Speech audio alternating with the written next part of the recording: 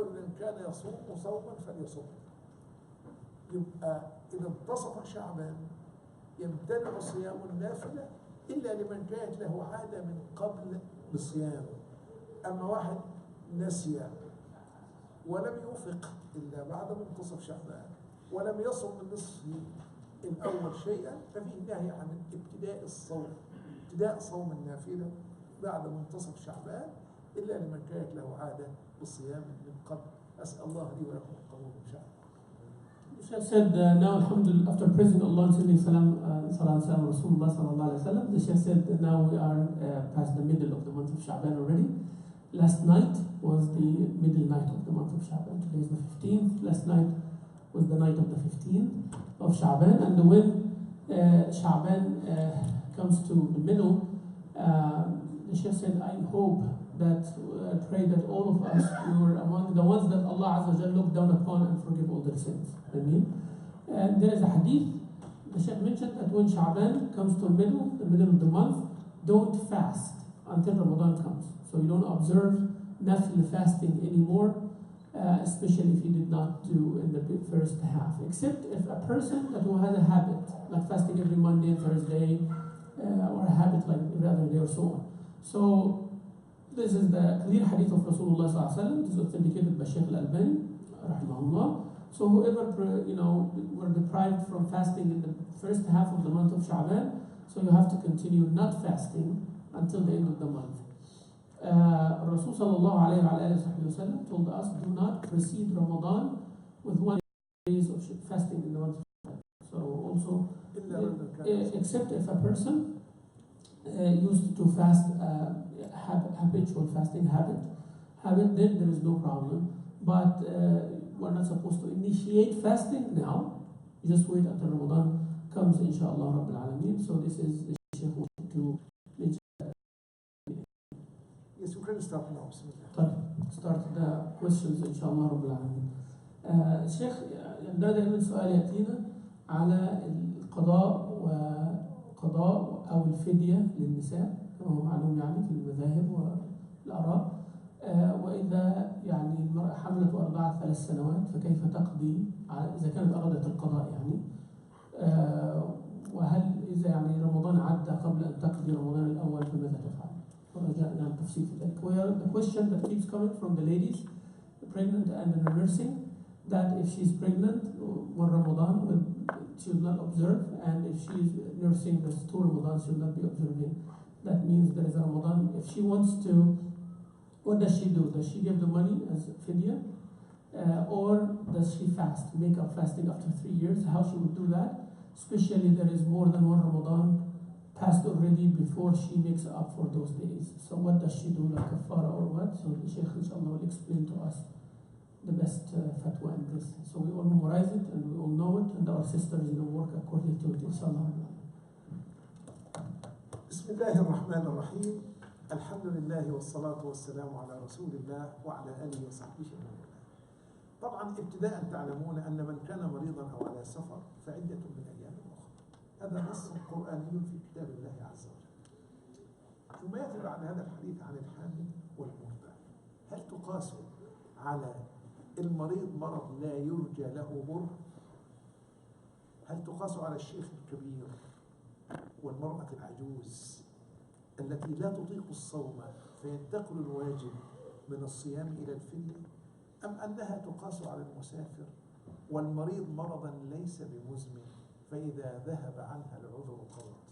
الظاهر الثاني، لأن الحامل والمرضع لا شك أن حملها وأن إرضاعها لن يستمر معها إلى الأبد، يستمر 1 2 3 4 في النهاية ستأتي لحظة ويتوقف هذا وتتمكن من القضاء. المذاهب في هذا منقسمة إلى 3 آراء.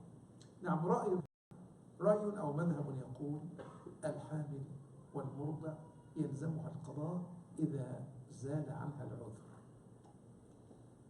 المذهب الثاني يفصل ويقول إن أفطرت خوفا على نفسها يلزمها الفدية، يلزمها الصيام القضاء فقط.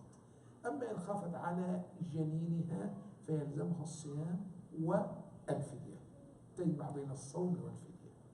ابن عباس رضي الله عنه له اجتهاد آخر يقول إذا تتابع الحمل والرضاع إن الحامل والمرضع يسقط عنهما الصوم وتلزمهما الفدية فقط، ويلحقان بالشيخ الكبير والمرأة العجوز الذين لا يطيقون الصوم، وعلى الذين يطيقونه فدية طعام مسكين.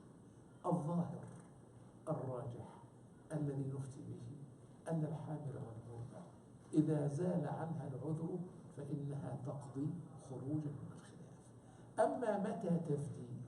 يفدي من تكاسل في القضاء حتى أدركه رمضان آخر وكان بمقدوره أن يقضي ولم يقضي. في هذه الحالة إذا أدركه رمضان آخر قبل القضاء فإنه يجمع بين القضاء والفدية. هذا أحوط وأخرج من الخلاف، أبرأ للذمة وأرضى للرب جل جلاله، والله تعالى أعلم. The Sheikh said that to understand this issue, he needed an introduction first, and he said that in the book of Allah, for the person who's traveling and the person who's sick, with hope that you will heal or recover, they have to make up for the fasting. That's in the Quran. Now, in the pregnant lady or the nursing lady, the scholars differ. Do we make them follow this category, that those who have an excuse and the excuse will disappear, then they have to make qada? Or do we draw an analogy between them and the older person and the sick person who is not terminally ill, or the older person, that they have to make the fidya only for each day? Or we make it on, as I said, for the person who's traveling or sick. The Sheikh said most likely it is the category of traveling and the person who had hope. So she has to make up. Doesn't continue for 3 years, 2 years, 3 years, or 4 years, but then she can make up for those days after. There are 3 opinions for the scholars. One, that she has to make up. She has to make up once the excuse is over, even if it continues for a few years. She has to make up. Take her time to make up for these days. The second one, they make some details, explanation. Said if she breaks the fasting during Ramadan while she's pregnant or nursing out of fear on herself, her own health, then she has to make up for those days. Now, if she's doing that out of the fear for the baby in her womb or the one that she's nursing, then she has to make up, plus she has to expiate also with monetary, for each day that she did. And the third opinion, which is the opinion of Abdullah ibn Abbas, radiallahu anhuma, that fasting is not obligation for her, that she is not obligated to fast, like a person who's terminally ill or like an older person. And he made the tafsir of the ayah that those who are not able to fast means the older person or terminally ill, along with the pregnant and the nursing as well. So hence, she only gives the fidya for each day that she breaks the fasting. So that's the third opinion. But the Sheikh said, the fatwa of the Amjad, the fatwa of the Sheikh, he said that this is to be cautious, to go out of this. Once the excuse is finished, you make up, inshallah, for the days that you did, regardless how long for those days. A person who would do fidya and make up, fidya means expiation, monetary expiation for it, and the fasting, only if a person waited until Ramadan, the next Ramadan comes. So in this case, we'll do both. If another Ramadan comes, then she'll do the qada and the fidya as well. Right, Sheikh? Understood, right? Yeah. بقيت مسألة القضاء لا يلزم فيه التتابع. ربما تقول مراد أنا عندي 3 رمضانات متتابعة، فكيف لا يلزم في القضاء التتابع. يا سيدتي، صوم الاثنين والخميس بنية القضاء. هينهد لو كان عليك شهران سينقضيان. انت عندك 54 اسبوع. لو انت شفت منهم رمضان 4 اسابيع رمضان والعيد مثلا، على الاقل 50 او 48 اسبوع، فكل اسبوع 2 48 في 2 ب 96، ادي 3 رمضانات. لو حافظت على هذا ادي زلزل. فيري ايزي فيري سمبل. سهل جدا يعني, very easy, very simple. Okay. So the Sheikh, mashallah, he said, it is not a condition that they have to be consecutive. Like they have to be like, you have 3 Ramadans, like 90 days, you have to fast 90 days in one piece.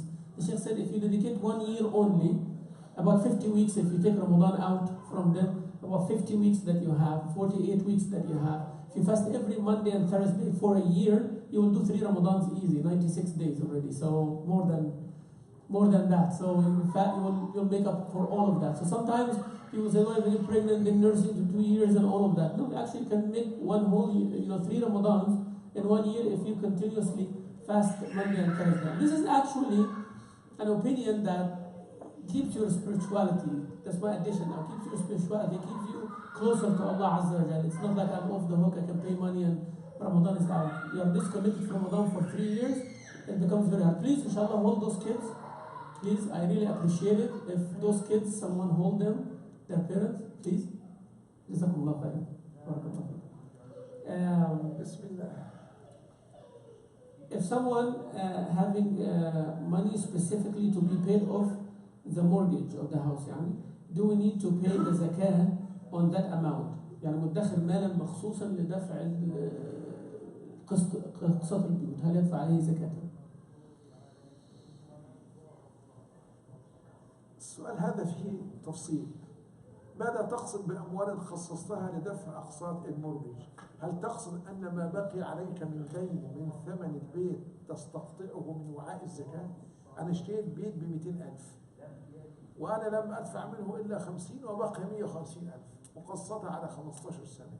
هل معنى هذا أن كل سنة أستقطع من وعاء الزكاة 150,000؟ هل هذا هو سؤالك؟ أما أنك تسأل عن القسط لهذا العام أم القسط لهذا الشهر؟ السؤال فيه إجمال. يعني على كل حال الديون طويلة المدى لا يستقطع منها من أموال الزكاة إلا القسط الحالي فقط. القسط الحالي فقط. الأموال لغرض ما لم يكن غرضا وقفيا بحتا لا تستقطع من وعاء الزكاة. يعني أضرب مثال، أنا قلت هذه 10,000 دولار للحج، استقطعتها لأداء عبادة الحج. إذا بقيت عندي ولم أحج سنة كاملة هي مال زكوي تلزمني زكاته. استقطعت مالا لكي أزوج به ولدي، لكن لا يزال في حيازتي، لم أعطه لولدي ولم أنفقه على تزويجه، إذا مر عليه عام لا يزال مالا زكويا. متى لا يصبح المال مالا زكويا؟ إذا خصصته لغرض غير ربحي. ياخد هذا 10,000 دولار للمسجد، خلاص لم تصبح مالا زكويا لأن المال أصلا وربحا أصبح لله عز وجل. فيعني أرجو من السائل بعد ترجمة هذا القدر أن يبين لنا ما مقصوده من أنه قد ادخر مالا ليستقطعه من المرج أو ليستقطع المرج منه. بارك الله. هو قصده يستقطع منه المرج، يعني مثلا عنده 20,000 كده حطيتهم في البنك، دول أدفع منهم كل شهر على سبيل الاحتياط وعد السنة، يعني فهل يدفع منهم زكاة؟ ما هو بيدفع، اللي دفعه انتهى، ما دفعه بالفعل انتهى. عندما يأتي وقت الزكاة الأقساط القادمة لحساب السنوات القادمة، واللي دفع اندفع. إن كان بقي شيء في هذا الشهر، ممكن هذا الشهر بالذات يستقطع، لكن ما فيش دين بعد أسبوع هيدفع 50,000 أو 100,000، هتدفع مشاهرة، وبالتالي شهر إخراج الزكاة. إن كان عليك قسط في هذا الشهر استقطعه من وعاء الزكاة وزكاة. So the Sheikh said that there's a detail in this one. If you bought a house like with $200,000, you cannot deduct like that amount. There is a remaining $150,000. You cannot deduct them from the zakah every year. That means you'll end up not paying zakah for that. So it doesn't work like this. You go year by year, and the month you pay every month, but the month that the zakah is due, this is the month that you deduct from the zakatable money. Like you don't calculate in the zakah money. So this is the debt for that month. You do not deduct the whole year. So the long-term debts, you do not cut off from money of zakah. You do not deduct them from the money of the zakah. Long-term, the future coming, or all the months that you paid. Whatever you paid already. You go month by month. But at the time when the zakah is due, you look what do you have in that month. All the debts in that month, deduct. All the assets that come into that month, you add, plus the money that you have, and you pay zakah for it. Did I understand it right, Sheikh? That's how you do it. That month that you give the zakat. You don't say, I paid during this year this much money, so I deducted them from zakat. And you don't say that the next year's debt is going to be this much, I'll deduct it from the zakat or the remaining balance. It does not work. It does not work like that. Somebody has money for the Hajj. He said, this $10,000, I have them for the Hajj this year.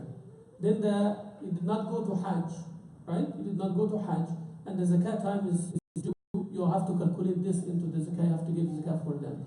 You have money to marry your son or your daughter or something, and then the zakat time came to marry them and it did not happen. Then you pay zakat for that money as well. I hope this is. But if somebody dedicate $10,000 for the masjid, say this $10,000 for the masjid, that you don't pay zakat for that one, because it belongs to the masjid already. You dedicated it to the masjid. فما ينفعش يا شيخ معلش انا استوضح بس يعني انا I want to clarify a point here. في يعني مسألة إن هو مش عايز يدفع ال20,000 مثلا، مش عايز يدفعهم للبيت مرة واحدة يعني، بس أنا هدفعهم على مدار السنة القادمة. هل هذا يعتبر من الزكاة ده ولا يستنى بقى للعام القادم؟ السنة القادمة. نعم. So what I asked, a person who have $20,000 this year to pay off the mortgage for coming months, if I understood it right, and he does not want to pay all 20,000 and relieve himself from this much money, but he wants to pay month by month just in case. So the Sheikh said, no, you do not deduct this from the zakat. He has to pay every month until the month of the zakat comes, and you only calculate the debt of that month only. I am a revert to Islam, and my parents are not Muslims. My dad bought me a car with an interest loan. Am I accountable? What do I do? يعني الأب غير مسلم واشترى لي سيارة فنقبلها واشترى بالإنترست. لك هناؤها وعليه وزرها. Sheikh said, you enjoy it and he will be accounted for it. Very simple, mashallah. I love this. Alright. فين الأسئلة مفروض؟ نصاب الزكاة في أمريكا. أول سؤال يعني ما هو نصاب الزكاة في أمريكا؟ What is the zakatable money, minimum zakatable money in America? نصاب الزكاة المالي في أمريكا ما يساوي 85 جراما من الذهب الخالص أو 595 جرام من الفضة. الحقيقة في تباين ما بين حساب نصاب الذهب وحساب نصاب بالفضة. حسبته بالذهب ربما يصل إلى ألمس إلى حوالي $3,000. بالفضة لا يكاد يصل إلى $500 وربما يعني أقل من هذا. فمن أهل العلم من قال لا ننظر إلى الفضة، الذهب أكثر استقرارا، سعره أكثر استقرارا في الواقع. وقالوا لأن في زمن النبوة المسافة بين النصابين كانت واحدة، يعني معنى أن النصاب من الذهب كان يساوي النصاب من الفضة. اليوم الفجوة كبرت ما بين نصاب الذهب ونصاب الفضة. نصاب الذهب ارتفع جدا ونصاب الفضة انخفض جدا. فمجمع البحوث الإسلامية في مصر يعني اختار أن يحسب النصاب على أساس الذهب أكثر استقرارا في التعامل.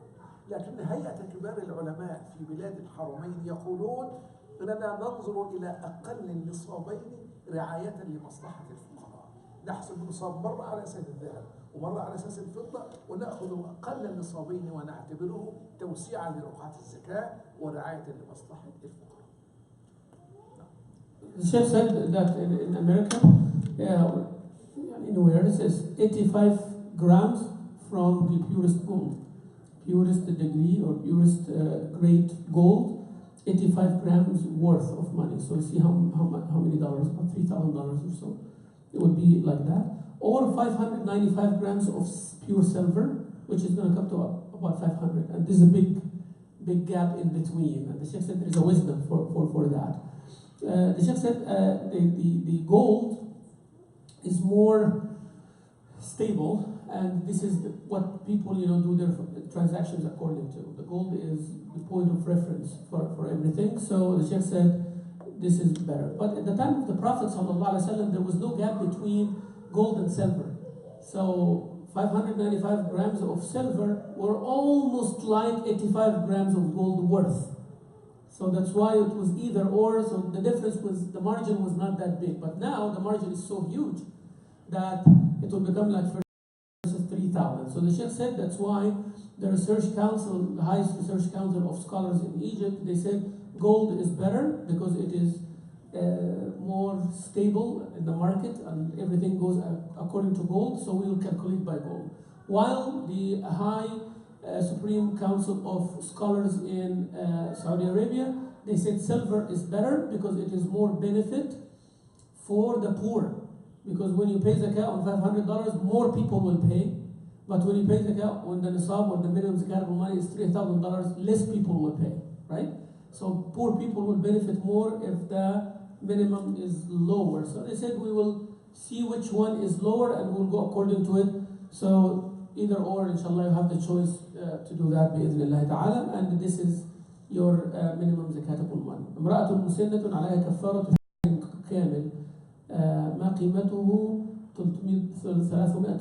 هل تعطي المبلغ لعائلة واحدة أم عدة أشخاص؟ يعني someone who have an expiation for a whole month, about $300. So does she give it to one family or it has to be to few people, to different people? يجوز دفع فدية الصوم عن 30 يوم لمسكين واحد أو لعائلة واحدة لا يلزم هنا العدد. يعني فدية طعام مسكين بخلاف كفارة اليمين في طعام 10 مساكين، فإن العدد في كفارة اليمين معتبر لأن الله نص على العدد، وبالتالي في فدية الصوم لا يلزم أن نطعم 30 مسكينا عن 30 يوما. لو قدمنا المبلغ كله إلى مسكين واحد أو إلى عائلة واحدة فأغنيناها فإن هذا مجزئ ولا حرج، والقاعدة إذا أعطيتم فأغنوا.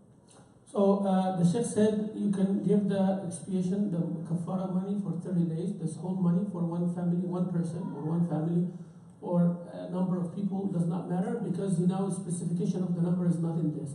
Unlike the expiation for somebody make an oath, broken oath, that you have to feed 10 miskin. You cannot give the kafara to one person, 2 people, but it has to be to 10. So the number is specified here. And the Sheikh said you have the option for this kafara here, if it is for the fasting, for 10 people. And then the Sheikh said when you give, you have to make people suffice. So when you give it to less people, it's actually more benefit. أنا بحاجة ملحة لاستعمال مسكنات لأعصاب العمود الفقري ولا يمكن احتمال الآلام بدون مسكن كل 8 ساعات. ما حكم الإفطار في هذا؟ I am in a very desperate need for sedatives for the spinal cord pain, and I cannot take the pain. I have to take the medication every 8 hours. What is the ruling on my iftar? نبدأ بالدعاء لك شفاك الله وعافاك أو شفاك الله وعافاك، وأسأل الله أن يجمع لك بين الأجر والعافية. أما الجواب فقد أفتاك الله عز وجل، فمن كان مريضا أو على سفر فعدة من أيام أخرى. المريض إن كان مرضه مزمنا لا يرجى له بر يسقط عنه الصوم بالكلية وينتقل الواجب إلى الفدية. إن كان مرضه مؤقتا يرجى له شفاء ينتظر حتى يعافيه الله عز وجل ثم يقضي عدة من أيام أخرى. المسألة واضحة جدا في كتاب الله عز وجل. So the Sheikh said first we start by making dua for this brother or sister that Allah Azza wa Jalla give them complete and rapid recovery. May Allah Azza wa Jalla give them reward for all their suffering and pain. Second, your fatwa, the answer for the fatwa came by Allah Himself in the book of Allah. Whoever is sick, you have to make up if you are able to. But if a person is terminally sick, they don't have to make up because they will continue, that pain will continue and all of that. So if it is a long-term thing and it's a terminal issue, then don't worry and give fidya for each and every day that you break the fasting, and may Allah subhanahu wa ta'ala grant you shifa inshallah. Can one start the fast when in need for bath, like for the man? بداية الصيام للجنوب. لا علاقة بين بداية الصوم وبين الجنابة. لو أنه أجنب بالليل ثم نام ولم يستيقظ إلا بعد طلوع الفجر صومه صحيح، لأن موجب الجنابة قد حدث أثناء الليل، حيث قال تعالى أحل لكم ليلة الصيام الرفث إلى نسائكم. لكن عندما يستيقظ لابد أن يبادر إلى الاغتسال محافظة على الصلاة، ليس محافظة على الصوم، لأن هذا لا يفسد صومه، لكن إذا أخر سوف يمنعه من الصلاة في وقتها، فعليه أن يبادر إلى الاغتسال ليتمكن من الصلاة في وقتها. بارك الله. So the Sheikh said that there is no relationship between a person who needs major ritual bath for the janaba, state of janaba after the intercourse and so on, because this and fasting, there is no relationship between the two, because this happened within the allowed time during the night, as Allah Azza wa Jalla said, it is halal for you to have intercourse with your spouses at night. So if this was the reason at night, and the person did not take a bath and went to sleep and they did not wake up except after the entrance of the time of Fajr, their fasting is okay. They make the niyyah, their fasting is okay, they continue. But the issue the Sheikh said here, that they have to take bath as soon as possible because it will prevent them from praying on time. So they have to take the bath as soon as possible. But it does not prevent from fasting. So fasting is correct even if a person is in that state, since that reason happened within the time of the breaking the fast, not the time of fasting. If one does not make a dua for start of fast or break the fast, يعني لو واحد ما عملش النية يعني ماذا يكون عليه؟ الدعاء ولا النية؟ هو مكتوب الدعاء before the fast. I think مقصود النية، الله أعلم. Is it intention نية or it is what دعاء؟ شيخ الأنسر.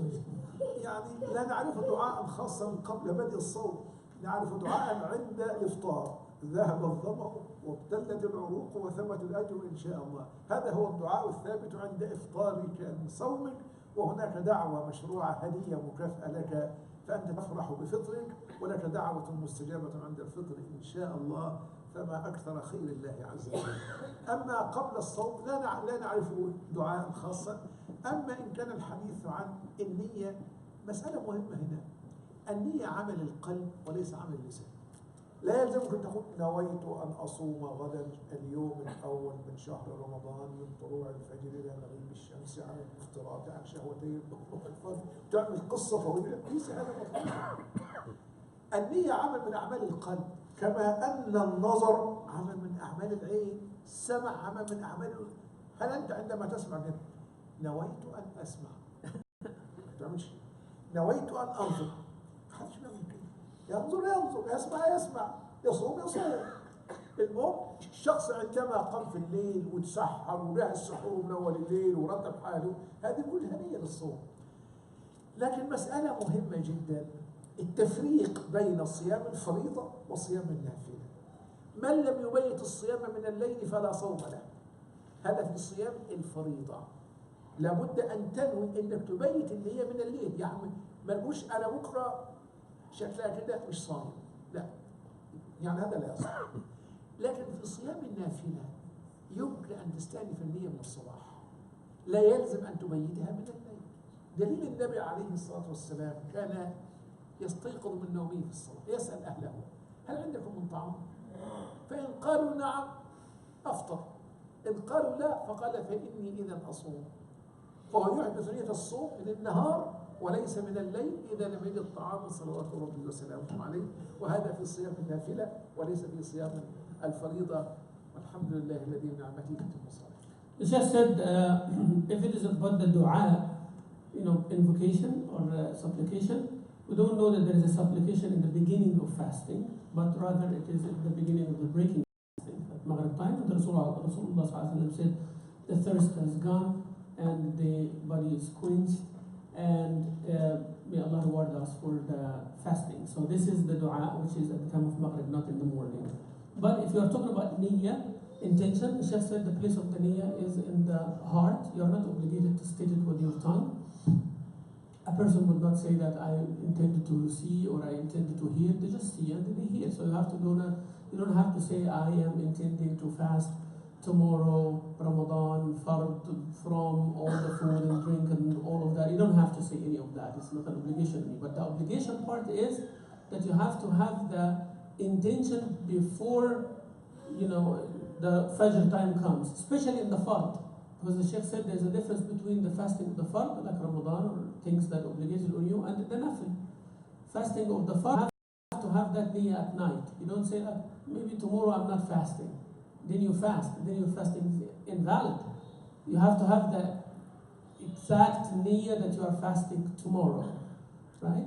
So this is in the fard. But in the nafil, in the extra, in voluntary fasting, a person maybe not intending to fast, but in the morning decided to fast, they should do that. That's okay. Rasulullah ﷺ himself used to ask his family in the morning, do you have food?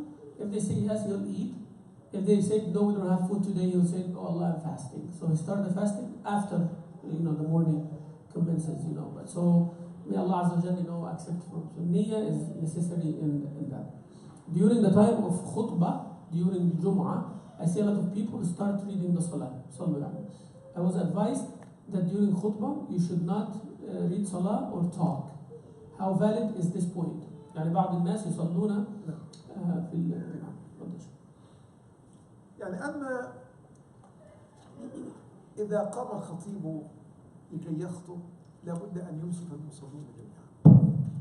لا يكلم بعضهم بعضا، لا يعبث بعضهم بشيء، ولا بمس الحصى، ولا بالعبث في ساعته، ولا في جواله، ولا كان يلبس هات، يعني ولا في القبعة التي فوق رأسه، فقط يجلس صامتا خاشعا مصغيا للذكر، ولا يأمر بمعروف، ولا ينهى عن منكر، ولا يلقي سلاما، ولا يرد على سلام، ولا تشمت عاطسا. هذه الأشياء اللي هي لها أصل في الشرع، وهي من جملة المعروف الذي يحبه الله ورسوله. في هذا المقام الأحب لله ورسوله أن تظل صامتا خاشعا مصغيا للذكر. ومن قال لأخيه صح أو أنصت يوم الجمعة والإمام يخطب فقد لغى، ومن لغى لا جمعة له. فنحن نتحدث عن أمر في غاية الجدية. إذا قام الإمام ليخطب لابد أن يصغي المصلون جميعا له، وأن يجمعوا قلوبهم وعقولهم على ما يقول. وهذا الذي يجعل كثيرا من خصوم الإسلام يحسدوننا على خطبة الجمعة، لأن الله يعطينا أسماع المصلين جميعا ساعة كل أسبوع. هذه لا تتأتى في أي ملة أخرى. يجتمع لك الناس أسماعهم ساعة أو نصف ساعة، المدة المتاحة للخطبة بصورة منتظمة. لو وظفت خطبة الجمعة توظيفا صحيحا لنفع الله بها من خلقه ما شاء، ولاتسعت بها رقعة الخير إلى ما شاء. فهذا بالنسبة للكلام أو يعني أي تصرف يؤدي إلى الإخلال بالإنصات للخطيب. أما أن تنشئ نافلة، إذا دخلت إلى المسجد والإمام يخطب لا تجلس حتى تصلي ركعتين.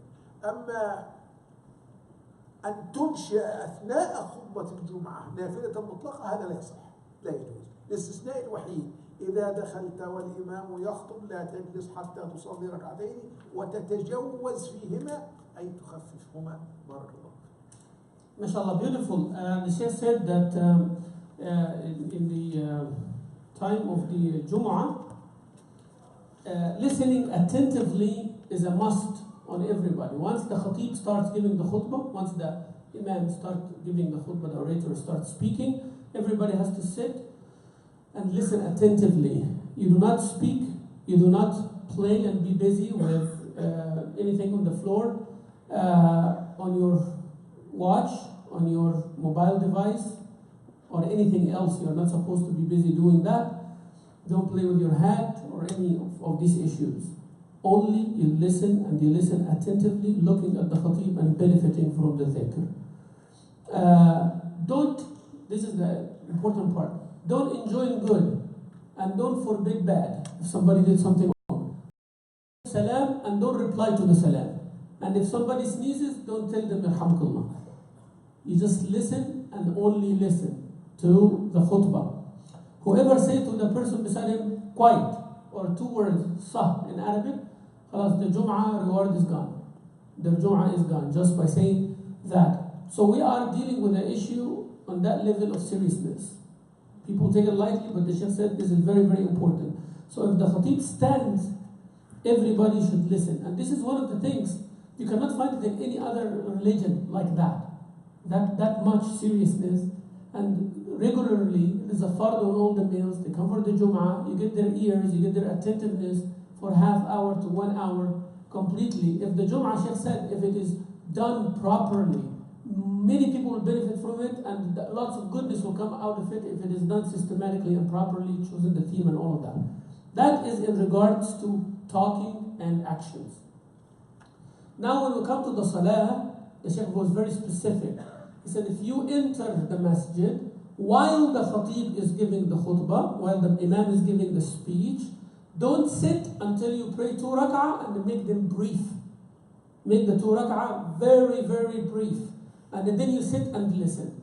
But you cannot initiate a salah. Yani you entered before the Khatib or during the Khatib, you sat down, you cannot stand up just to pray nothing. Alright? Is that clear, inshallah, for everybody? So the Shaykh said that only you pray the greeting of the masjid when you enter while the Khatib is there. And this is the only exception for that, inshallah. Assalamu alaikum, Shaykh. My son's name is Muhammad. MashaAllah, barakallahu fikum fi. And my husband's first name is also Muhammad. Their name is written on people on notebooks and assignments. How I can dispose of the papers with the name, please advise. يعني بيجي الهوم مكتوب عليه اسم محمد نقطع الورق نعمل فيه ايه يعني احتراما للاسم يعني ماذا نفعل؟ يمكن السؤال بيرد حول إذا ذكر اسم الله عز وجل أو المصحف القديم الذي تمزقت أوراقه أو بليت وأصبح غير صالح للقراءة فيه، ماذا نفعل به؟ إن من أهل العلم من يقول هذا يحرق كما أحرق عثمان المصاحف غير المصحف الإمام الذي وزعه على الأمصار، ومنهم من قال يدفن. احنا بنضيف إذا عملت شريط لهذه الورقة، إذا مزقتها عبر الآلة وبالتالي تقطعت أوصالها، لم تعد هناك كلمات مجتمعة، فهذا طريق آخر من طرق التخلص، الحرق أو الدفن أو التمزيق. لكن هذا يظهر في أسماء الله عز وجل أو ما كان من القرآن الكريم، فهو أظهر في هذا وليس في مجرد الأسماء العربية. لأن الذي كتب محمد لا يقصد محمد النبي عليه الصلاة والسلام، يقصد محمد ابنه أو محمد والده يعني. فهذا الكلام يكون خاصا بالقرآن الكريم وبالذكر المشروع، الدفن أو الحرق أو التمزيق بحيث تتمزق أوصال الكلمة فلا يظهر منها يعني كلمة متكاملة. The Shaykh said that this question is only valid when it is about the names of Allah and about the Mus'haf or the Quran papers, that it is not fitting for reading or using anymore.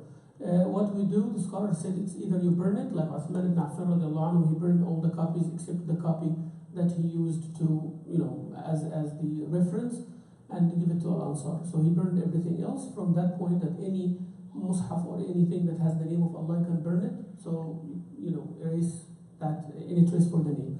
The Shaykh said we add in our time now the shredder as well, as long as it's shred that you cannot read the name as it is, the name of Allah or the Mus'haf.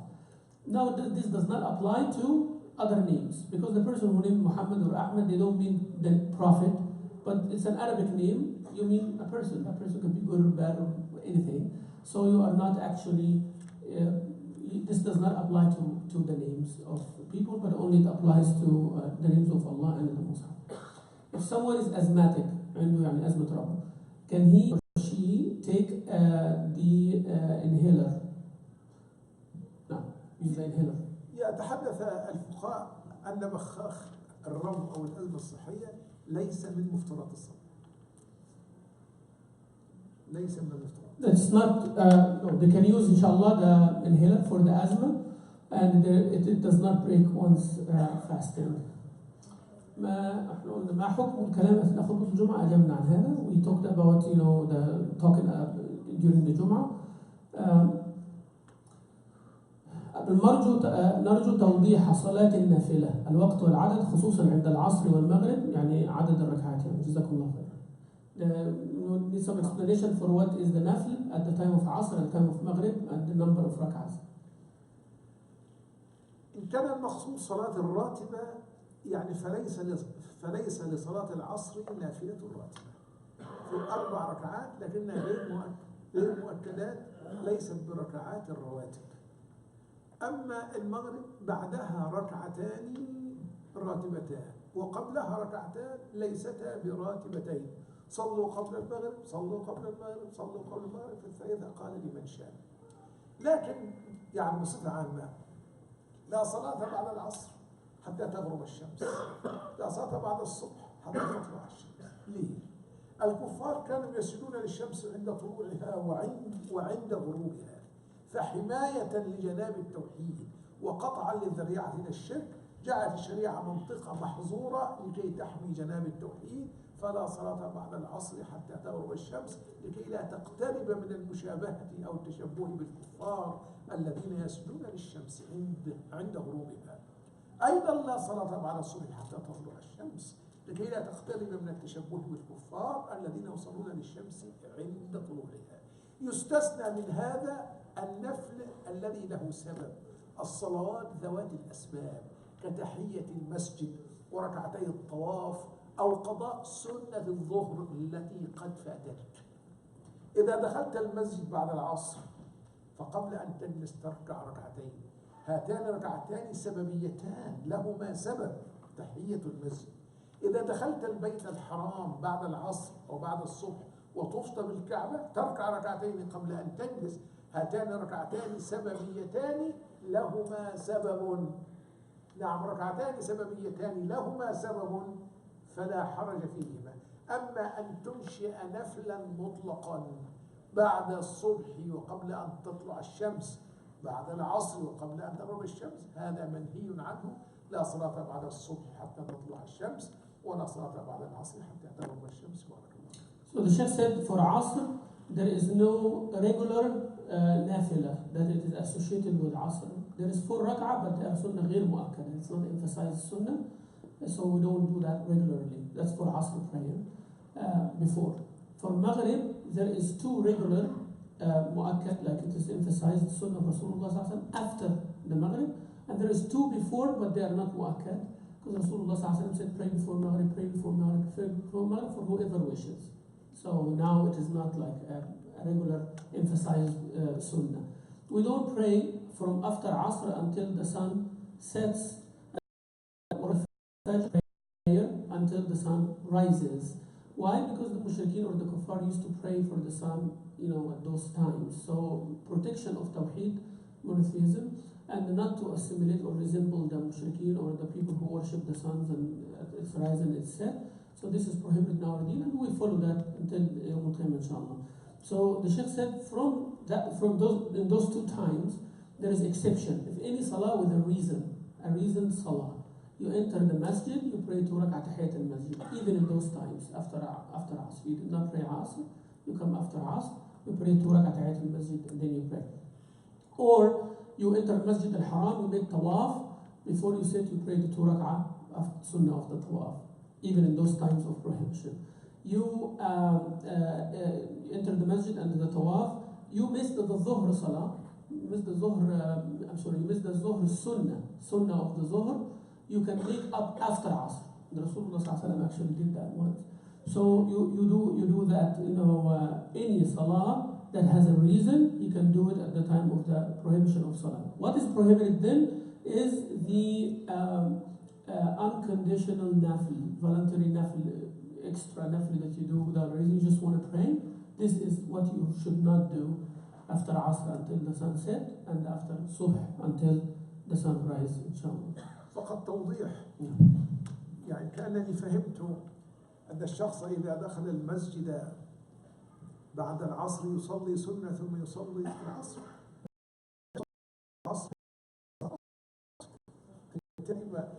لا تدخل في إطار الهدي. إذا من دخل المسجد صلى العصر يصلي العصر أو حدث سنة لا تسمى سنة. Very technical part. He said, if I understood, he knows English, mashallah, very well. She should have understood right. A person who did not pray Salat al-Asr and entered the masjid and prayed 2 rak'ah before, this rule is not applying to him because he have not prayed the Asr Fard. Right? So this is the 2 rak'ah before, Tahiyat al-Masjid and all that. We are talking about a person who prayed the Asr, then entered the masjid after the Asr Salah. So very technical, mashallah. So this is the one that we're talking about, that you pray Tahiyat al-Masjid because it's the reason. If you have not prayed the Fard of Asr, at any time you enter the masjid, you have not prayed the Fard anyways. So the hukm here does not apply to you because you have to pray before Tahiyat al-Masjid already. MashaAllah, every day we learn new things. Assalamu alaikum wa rahmatullah. Alaikum assalam wa rahmatullah. Can one do blood test while fasting? It's okay. I don't need to translate this one. Doesn't break your fast. You don't have to break your fast. Can a son fast on behalf of his ailing father or pay expiation? أب مريض مزمن يعني هل يصوم عنه وعلى قيد الحياة؟ يعني الصوم لا تدخل فيه النيابة في حال الحياة. إن الله جل وعلا جعل الفريضة التي تلزم المريض العاجز عن الصوم عاجزا مزمنا الفدية. ينتقل الواجب من الصيام إلى الإطعام ولا يصوم عنه أحد. لكنه إذا مات وعليه صوم وكان قادرا على صيامه في حال حياته لكنه تهاون وتكاسل وفرط حتى مات وانتقل إلى رحمة الله، من مات وعليه صوم صام عنه وليه. جزاك الله خير. من مات وعليه صوم صام عنه وليه. يبقى النيابة تدخل بعد الممات لكنها لا تدخل في حال الحياة، لأن من عجز عن الصوم في حال حياته لمرض مزمن انتقل الواجب من الصيام إلى الإطعام. ولو مات ما دفعش الفدية يدفعها عنه بعد ما مات. So the Sheikh said that there is no proxy. You don't fast on behalf of someone who is alive. It's either they're able or not able. If they're not able, Allah Azza wa Jalla give them the permission to give the fidya. Right? So you don't fast on their behalf while they are alive.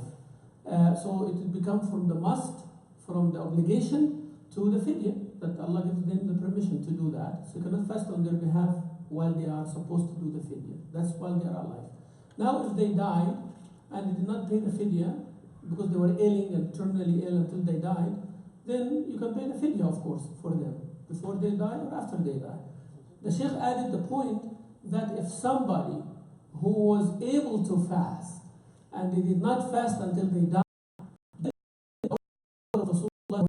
or the person who is responsible with them fast on their behalf because it is like a debt for Allah Azza wa Jalla. Debt of Allah has to be paid. So people fast on their behalf in that case, inshallah. Can you give zakat money to our own brother and sister? دفع الزكاة. يجوز دفع الزكاة إلى الإخوة والأخوات والأعمام والعمات والأخوال والخالات وسائر القرابة، قرابة الحواشي، فقط لا تدفع الزكاة لا للأصول الآباء والأجداد ولا للفروع الأولاد والأحفاد، ولا تدفع من الزوج إلى زوجته. استثني هذه فقط، والباقي من ذوي القرابة يجوز أن تبذل زكاتك لهم إن كانوا من المحاويج من الفقراء والمساكين، بل إن صدقتك على ذي القرابة صدقة وصلة، فتجمع بين الصدقة من جانب وصلة الرحم من جانب الآخر. الزوجة ممكن تزوجها. يعني بس واي ليش ما بتروح لفوق؟ أوكي حاضر. The Sheikh said that it is permissible to give to the brothers and the sisters, to the paternal and maternal uncles and aunts, and their, offspring. That's okay. You can give the zakat to that. Only you don't give the zakat to parents upwards, like parents, grandparents, great-grandparents, or children downwards, and the grandchildren and so on. You don't give the zakat for that. There is a follow-up question why. So the Sheikh will answer that. But, also the husband cannot pay zakat to his wife, but the other one can. And if the wife has money, she can pay. Now why? The Sheikh will answer. السؤال لماذا؟ الجواب لأن المرأة المرأة إن كانت فقيرة بنفسها فهي غنية بزوجها. الوالد إن كان فقيرا بنفسه فهو غني بولده، يأخذ ما يحتاجه من حر مال ولده وليس من زكاته. أنت ومالك لأبيك، لا يأخذ من أموال الزكوات، يأخذ من حر المال ومن أصله. بارك الله فيك.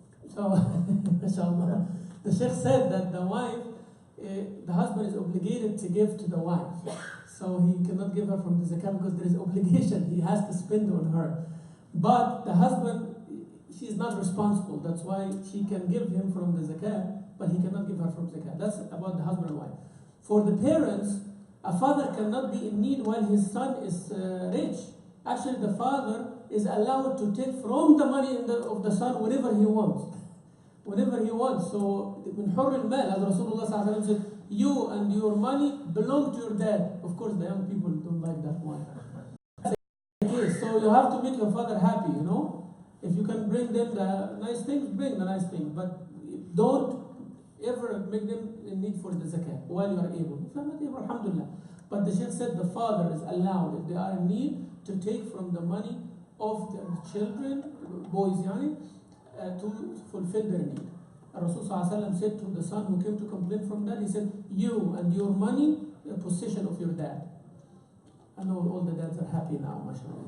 عندي إضافة مهمة هنا. There is an important addition here. يعني ربما تريح شبابنا الصغار. It will also make up for our young people, inshallah. أنت ومالك لأبيك لها معنى شرعي محدد. أن الأب مسلط على مال ولده ليأخذ منه ما يحتاج إليه ولو بدون استئذان. لكن لا يعني هذا انتقال ملك مال الابن إلى الأب، لأن لا يزال الابن مالكا للمال ومسؤولا عن زكاته، وإذا مات يورث عنه. لا يقال إن هذا المال مال أبيه. طب الولد مات، من ذا الذي يرث هذا المال؟ يرث هذا ورثته باعتبار المال ماله. لا يقال ما دام انتقل إلى الأب يبقى الولد معلوش. لا، ليس هذا هو المقصود بطبيعة الحال. المقصود أنت ومالك لأبيه، أن الأب مسلط على مال ولده عند الحاجة يأخذ منه بقدر كفايته ولو بدون استئذانه. ما يحتاج أن يستأذن عندما يأخذ من مال ولده، لكن على أن لا يكون أخذا مضرا بالولد، وأن لا يأخذ منه ليعطي ولدا آخر له، لأن هذا يؤدي إلى إيغار الصدور وإغراء العداوة والبغضاء بين الإخوة، إلا إذا كان الولد الآخر محتاجا. إنما يأخذ من فلوس ده ويديها للتاني ترفها وتنعما وتوسعا يوغر صدر الأخ على أخيه. فإذا كان محتاج خلاص، يعني إذا كان محتاجا نعطيه. أما إذا كان ليس بمحتاج، مجرد يعني ترفه وتنعم وتوسع، هذا يوغر صدر الأخ على أخيه. ففي أيضا قيود تحكم الوالد في التعامل في مال الولد، يعني تحقيقا للمقاصد الشرعية النبيلة والجميلة في هذا المقام. So the Sheikh said there are restrictions in this regard. It does not mean that the possession of the child or the son would automatically go fully to the father or even partially. It does not work like that. This is not what it meant.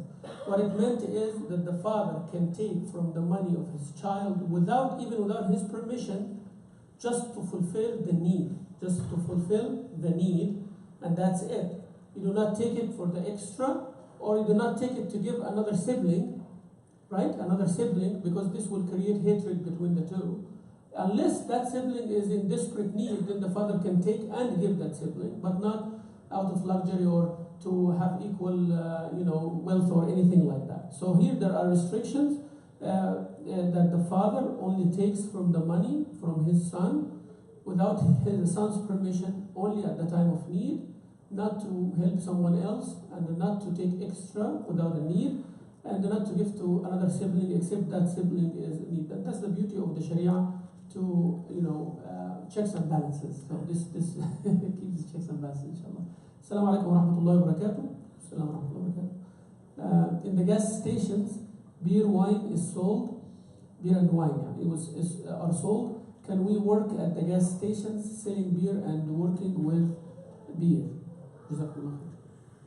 طبعا واضح جدا أن الخمر قد لعن فيها 10 البائع والمشتري والحامل والمحمول إليه والعاصر والمعتصر وآكل ثمنها، مشروع إجرامي تحفه اللعنة من جميع الجهات. فلا يجوز لأحد أن يعمل في مكان يضطر فيه إلى أن يبيع الخمر وأن يقبض ثمنها، هذا لا يحل. يستثنى طبعا أصحاب الضرورات الملجئة والحاجات الماسة. بعض الناس يأتون ما اشتغلش في اللحظة دي هيصبح هوملس في الشارع.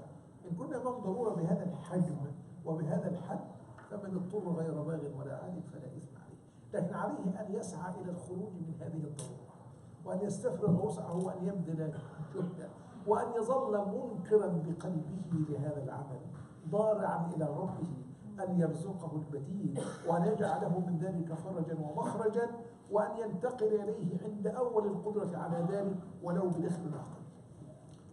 Inshallah, this is the last question. The Sheikh said that it's very clear, Rasulullah he made the curse come upon 10 people in relation to the liquor and the intoxicants and wine and all of that. The one who squeezes it, the one who sells it and buy it and carry it and serve it and selling all of those. So this is a criminal project surrounded by the curse. So it's better to avoid, it is not permissible to work with, Sheikh says not permissible to work in the proximity of any of that, to hand it or to sell it and buy it and handling it, carrying it and taking the money for it and all of that as a worker.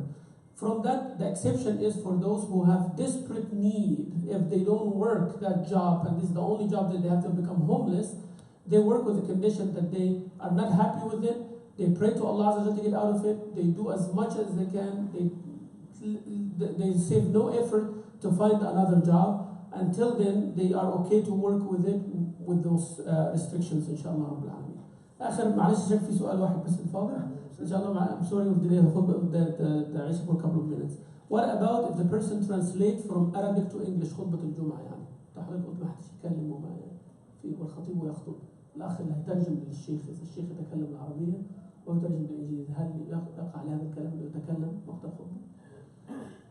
يعني إن كانت الترجمة في جلسة الاستراحة فالأمر في ذلك واضح. لقد فرغ الخطيب من خطبته وجلس للاستراحة فقام المترجم يترجم فهو يترجم والإمام جالس وليس الإمام يخطب. أما إن كان المقصود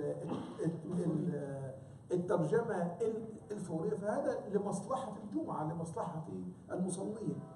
يعني هذا لا يزال في إطار خطبة الجمعة ومصلحة توصيلها إلى المصلين، وما أرسلنا من رسول إلا بلسان قومه. فيرجى أن تكون هذه رخصة للمترجم لأنه يوصل كلمات الخطيب إلى الناس لينتفع الناس، وإلا يصبح كلامه غير مفيد وغير منتفع به. أرجو أن تكون هناك رخصة له في هذا، لكن لعل الأولى والأقرب إلى مقصود الشرع أن تكون الترجمة في جلسة الاستراحة، لأن عندما يضع المصلي أجهزة الترجمة ربما فجأة تتعطل، فجأة تتوقف، تعمل فيكس، كلم فلان، يحصل نوع من أنواع الارتباك، قد يحدث هذا. فربما يكون الأولى أن نترجم في جلسة الاستراحة، وبالتالي خرجنا من التبعة بالكلية. The Sheikh said if the translation happened in the break, when the Sheikh sits in the middle between the two khutbah, so the Sheikh is not speaking now, so the rule doesn't apply. So a person can stand up and translate, then the Sheikh goes and resume the second khutbah. So here he is not talking while the Sheikh is giving the khutbah. So this is one. But if you talk about the simultaneous interpretation, like with the headphone, with the headsets, and there is another person translating, while the Sheikh is going, this here will be given the permission because there is a darura, there is a necessity, there is a need for the Muslim to understand the message. Allah Azza wa Jalla said, we have not sent the messenger except with the tongue of his people so they can understand. So here, they will not understand without that. But the Sheikh said there is another issue would come, like having the headsets, maybe the battery runs out or something happened, then you will move and I need to fix it and there will be disturbance in the... Sheikh said that it is better, even though this is allowed for the need, but it is better to do the translation in the middle of between the two khutbahs to get out of all of that and to give the people a chance to listen attentively and all of this. صلى الله على محمد وعلى آله وصحبه وسلم. جزاكم الله خيرا. for listening. We really enjoyed your company. We enjoyed the chef's company coming all the way from downtown. May Allah reward him for every step. May Allah subhanahu wa ta'ala keep him and preserve him for us to come over and over again, inshallah. We see you, inshallah, bi'idhnillah ta'ala, after the month of Ramadan, in the beginning of July, bi'idhnillah, if Allah give us life. Inshallah, next Thursday, we are going to do a summary for the ahkam of Ramadan here, inshallah, between Maghrib and Isha. I'll do it, inshallah, Rabbil Alameen. And your questions, you can give to the masjid, the administration, or our Facebook page. Jazakumullah khair. Assalamu alaikum wa rahmatullah. Adhan, inshallah.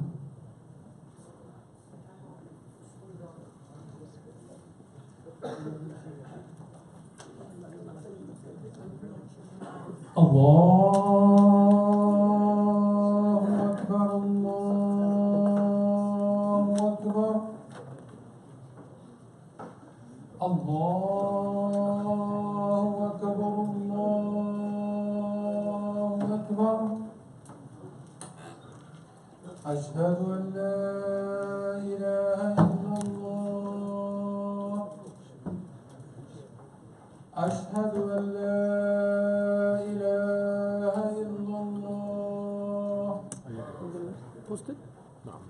أشهد أن محمدا رسول الله. أشهد أن محمدا رسول الله. حي على الصلاة، حي على الصلاة.